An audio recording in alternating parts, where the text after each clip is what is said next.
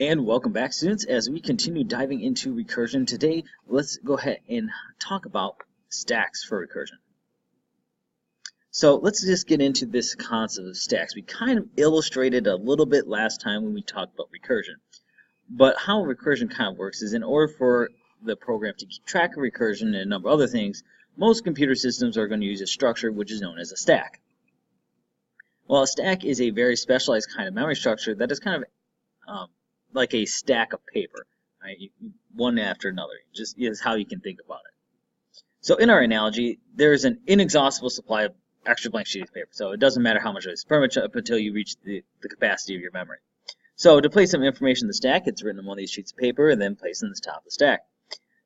To place more information on, a clean sheet of paper is taken, the information is written on, and the new sheet of paper is placed on top of the stack. In this kind of straightforward way, more and more information may be placed on the stack. And what it does is it uses what's called a last in, first out scenario. So how to describe this is you get information out of the stack by accomplishing a very simple procedure. The top sheet of paper can be read, and when it's no longer needed, it's thrown away.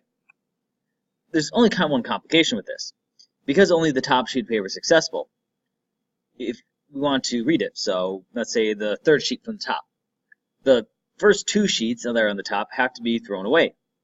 Now, because the last sheet that is put on the stack is the first sheet taken off the stack is often called a last in, first out memory structure, or sometimes abbreviated as LIFO. And so, first in, last out. All right. Or in this case, last out, first in. However you want to think about it.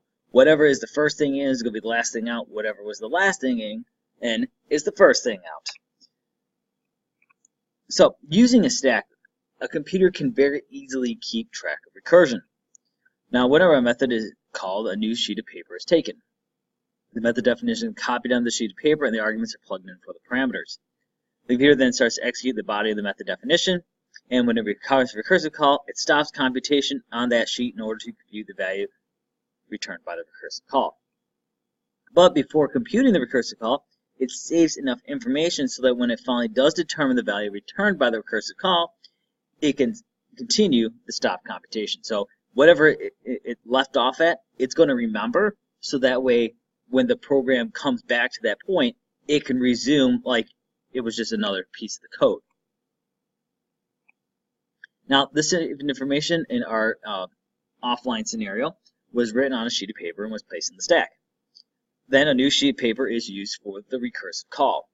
The computer will write a second copy of the method definition on the new sheet of paper, plug in the arguments of the method parameters, and then starts the execution of the recursive call.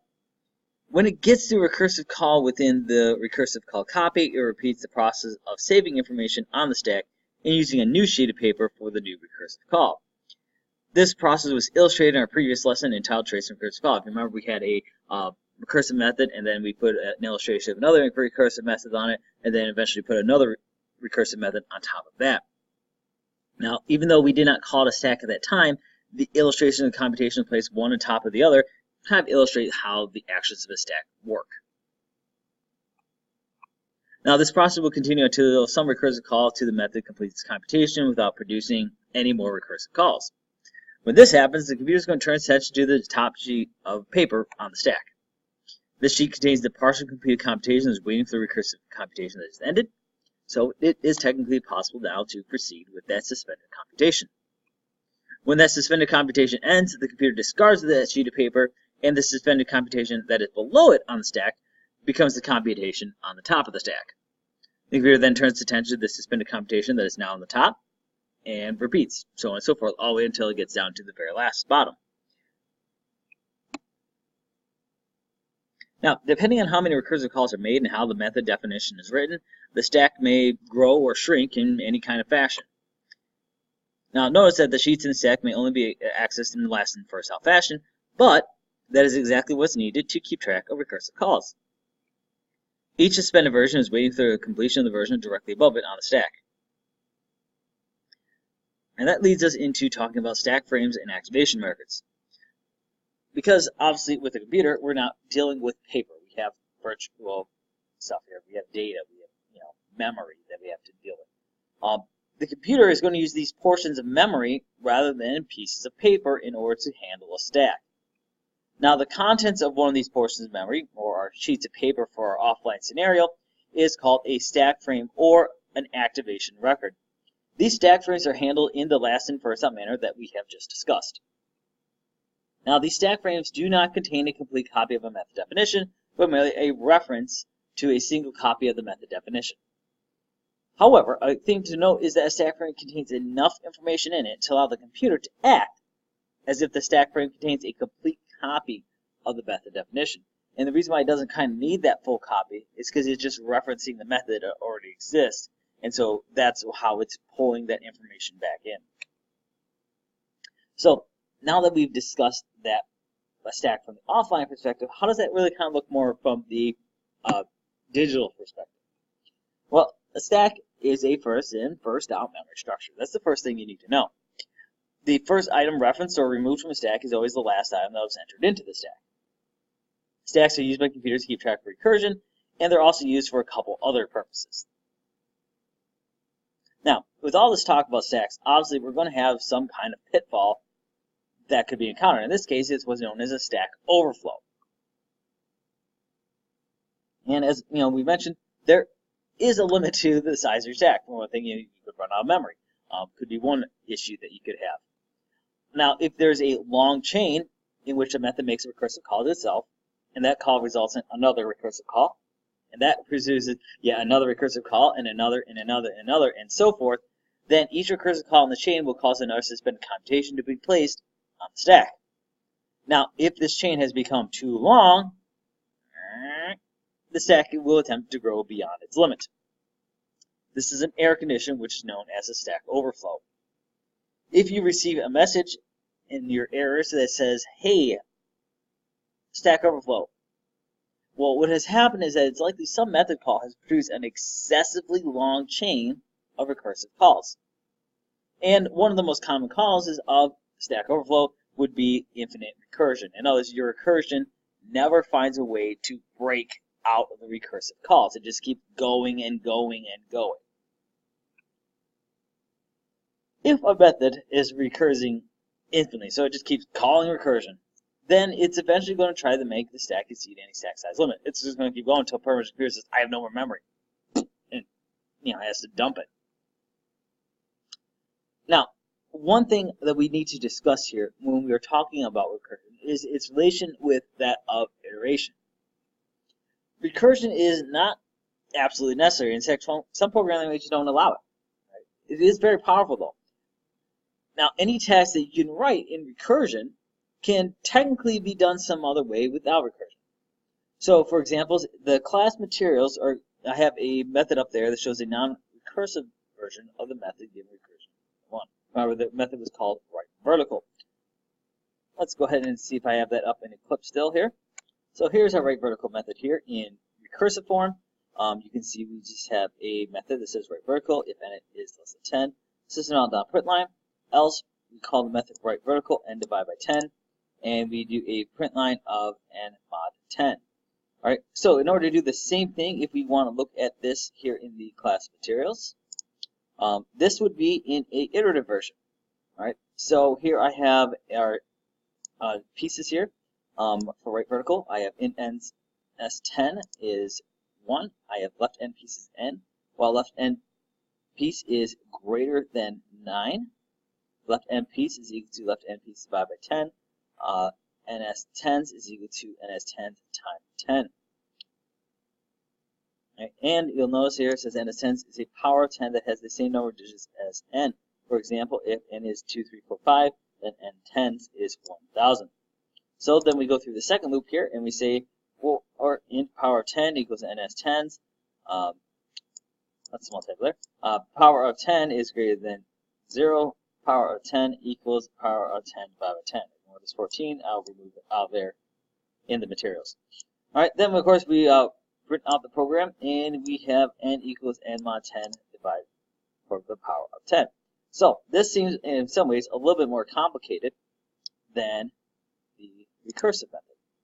Right? And there is some pros and cons to this. So let's just look at this. So the non-recursive version method typically will use a loop or multiple loops, as we saw, in place of some form of recursion. For this reason, the recursive non-recursive method is usually what's referred to as an iterative method because it iterates through the loops. If the definition of the method by Virgo given in Recursion Step 1 is replaced by the version given in the class materials, our output will be the same. So both programs, if you use the recursive method or if you use the iterative method, ultimately can make the same result. So if you're like, I don't understand recursion, you can technically use an iterative approach to it.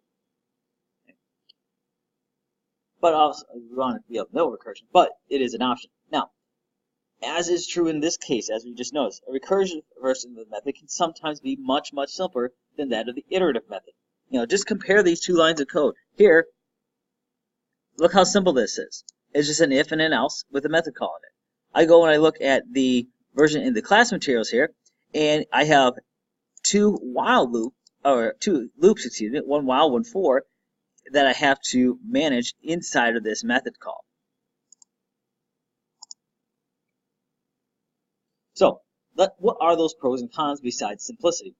Well, a recursively written method typically is going to run slower and use more sorts than that of an equivalent iterative version. So, if you're looking for a program that's a lot more efficient and you're all about time and having to manage memory resources, an iterative version is actually going to be better than that of a recursive version. The computer has to do extra work when manipulating the stack in order to keep track of recursion. Because remember, every time it stops the stack, it has to kind of put that in memory to remember, hey, this is what I have at this point before it goes and does the next recursive stack. However, because the system does this all for you automatically, using recursion can sometimes make your job as a programmer easier, and also sometimes produce code that is easier to understand. If you look at the right vertical method that's written recursively and compare that to the iterative method, you'll notice that the iterative method is far more simple if it was just one loop, but because we want to be able to accomplish the same thing as what the recursive method does, it's a little bit more complicated. Is it super complicated? No. We could easily, substitute out some of those confusing variable names. Maybe we just want to make them smaller names or something like that. There are other ways to try and approach this that you maybe could say, I can make it simpler. If we looked at a different type of recursion problem, maybe instead of using the one we're looking at, maybe we just want to look at something that is quite simple. Maybe it's just something that produces print line statements. We can look at those and compare how does it work in recursion versus how does it work in iteration. Now, there are some cases out there in which the compiler or the Java virtual machine can convert a recursive algorithm into an iterative version of it. Sometimes it's available to do automatically. Now, remember, anytime you start getting into one of these automatic conversion things you have to be careful of is making sure that it does it correctly. So don't just assume that a program can automatically make something. You still have to have that fundamental knowledge to make sure that when it does that conversion, that it did it correctly. All right, and that's going to wrap it up for today, folks. So hopefully that helps give you a good foundation of recursion and some understanding of why we would use that over an iterative approach. Obviously, we can still use iterative approaches in what we are writing, but when we can use recursion, and as long as things like efficiency and storage aren't a concern, then recursion by all means. Otherwise, we still have iteration. So, we will see you next time.